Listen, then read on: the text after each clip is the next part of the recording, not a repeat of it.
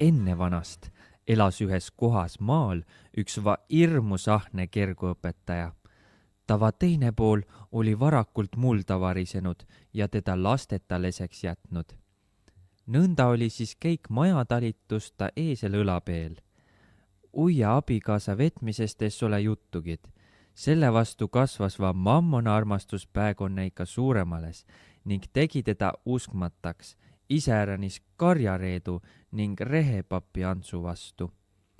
Ka oli ta mõne omasuguse käest kuulnud, et teenrid peremehe varaga hoolimata kombel ümber käivad. Sellepärast pidas ta nõu neid kahte järge passida. Ta ütles sageli iseeneses. Ega vareet muidu nii paks pole, umbes kui mesipuu, küll ta mu piimaga ennast ikka seks ajanud on. Ühe hommiku läks õpetaja karjalauta asja järge uurima. Ronis kartsast kaudu laudile, mis kaseagadest ning puudest muidu urra-arra laotud oli, kust läbi keik selgest veis näha, mis all tehti. Natikse aja pärast tuli Reet, toor ning lüpsik käe, karjalauta ning hakkas lehmi lüpsma. Saanud kõik lehmad lüpsetud ning Reet viibse lüpsiku täevega toori juure tuli, siis upitas ta lüpsiku ennemine suupeele ja jõi ühe seemeselt sehest. Ise tegi pärast veel. Siis kallas ta toori teise piima hulka. Õpetaja, kes ilma Reedu teedmata ülal toori kohal seda kõik vaatas, värises viha pärast umbest kuud aavaleht. Kogemata kopistas ta ning kukkus rüsinal läbi laudi. Õnneks ehk õnnetuseks hakkas ta püksiaru pidi puude vahele kinni. Reet seda nähes kohkus nii kangest, lõi käsi kogu ning üüdis. Sina taevan aeg, meid õpetaja! Reet, aita! Aga ennemine, kui Reet sai abi minna, katkes püksiaru ning õpetaja kukkus alatspidi parsum piimatoori. Säält kabas ta nii ruttu ise välja, kut vähe jõudas ning pani ilmasõna lausumata Reedust mööda uksest välja otse ületstuba. Sel päeval ei näinud Reet teda enam. Teine hommiku sai Reet käsu õpetaja juurde tulla, kes teda eieti pahase ja mossis moega vastu vettas. Esiti eest taha jutt kuidagimoodi nende vahel sigineda. Viimaks ometi algas õpetaja. Kuuled sa, Reet, seda eile hommikuist juhtumist ei pea sa mitte, aga kessegile ütlema. Teed sa üle mu keelu, siis käib su käsi sandisti. Aga nüüd ma lase sind 1 nädaliks lahti ning et hoome juba esimene nädalipäev on, siis veid sa juba täna õhta oma teed minna. Ma võta su ameti sedakord ise eesse käde. Reet oli rõõmus, et 1 nädaliks oma peele sai. Teise hommikul oli õpetaja varakult ülal ning täna oli tal 2 tööd toimetada. Esiti lehmad karjaaidas lüpsa ning pärast rahvale kerkus jutlust teha. Sellepärast tõmbas ta kohe lüpsiku käde ning läks karjaaida. Saanud ta 4 lehma juba lüpsanud, siis oli ta immu nenda täis, et ta oleks see ametikus seda ja teist viskanud.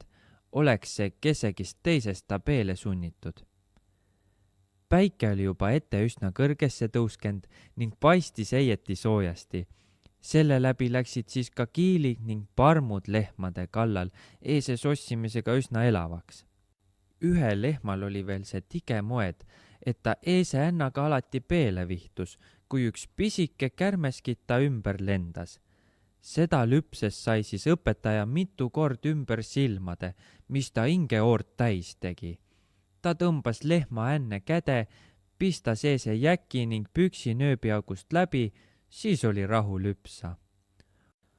Korraga tuli üks kibe kiil ning pistas lehma. Sa kallis aeg! Lehm pani nagu püssipaugust joosma õpetaja änna otsas.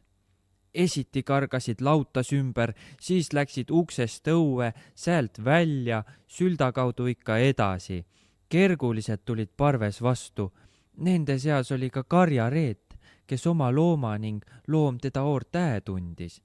Reedu muusutamine tegi lehma ette oort tasaseks, nõnda et õpetaja jõudis ennast änna otsast lahti päästa ning ilma ümber vaatamata katsus ka koju tagasi. Viskas ennast asemele pitka, sest vastumeelsed sõidust hingama. Teise hommiku kutsus ta Reedu eese juurde ning käskis ta ametise järele hakata. Reedul oli e-meel. Mitmed nädalad läksid mööda. Viimaks tuli rehte tööaeg käde. Nii tärkasid mitmed rahva käest kuuldud jutud õpetaja meele, et rehepapid pidada eese peremehe viljaga hoolimatult ümber käima. Ehk küll mööda läinud juhtumine karjalauda laes ning lehma änna otsas teda väga kangesti hirmutas, siiski vettas ta nõuks ühekit korra rehepapi Antsu truudust katsuma minna. Kui õhta ämarikus hakkas minema ning Ants parakuti ahjusuust tuhlit küpsetas, siis kodis õpetaja tasakesti reherihala ning pettas ennast taha nurka, rugi saskede sisse . Tuultud viljalasu oli rihaltse väravate all laial maas. Tüki aja pärast tuli Ants toast ning hakkas eese laiali jäänud riistu kokku koristama. Vettas angu käde ning pidi sased kõik lasusse ajama. Esimese pistmise aegu leidis ta kedagit saskede sehest. Noh, messas, sii pimes nurkas oled. Otsa 1000 tuline, ma tahas ole näita. Küll ma nii su kõverat nõud tunne. Varas mu pereme viljavaras.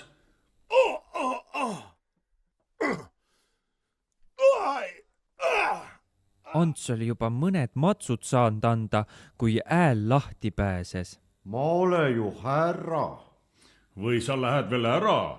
Ma tahan sind ennemini õpetada, et sa teise korrap julge enam tulla mette.